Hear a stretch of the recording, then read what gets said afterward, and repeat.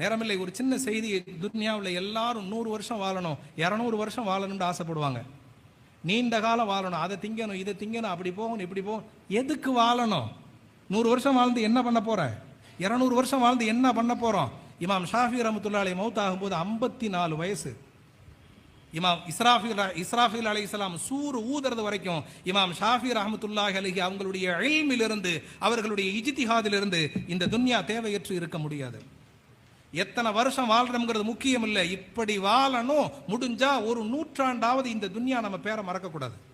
ஒரு நூற்றாண்டு ஆக குறைந்தது, அல்லாஹ் நாடினால் 10 நூற்றாண்டாவது நமது சேவையால், கல்வியால் துன்யா நம்மை மறக்காது என்ற நிலையை உருவாக்கி விட்டால், சதகத்துல் ஜாரியாவாக வந்து கொண்டே இருக்கக்கூடிய ஒரு தொடரை நாம் உருவாக்கி வைத்தால், 80 என்ன, 30 என்ன, 100 என்ன, 50 என்ன.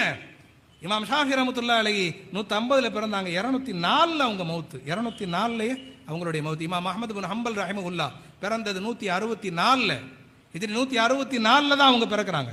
இமாம் ஷாஃபி ரஹ்மத்துல்லாஹி அலைஹி அவங்களுடைய மாணவரும் கூட பக்தாதில் பிறந்தாங்க. ஷைபானி அவர்களும் பக்தாதில் பிறந்தாங்க. அவர்கள் பிறந்த காலம் எல்லாம்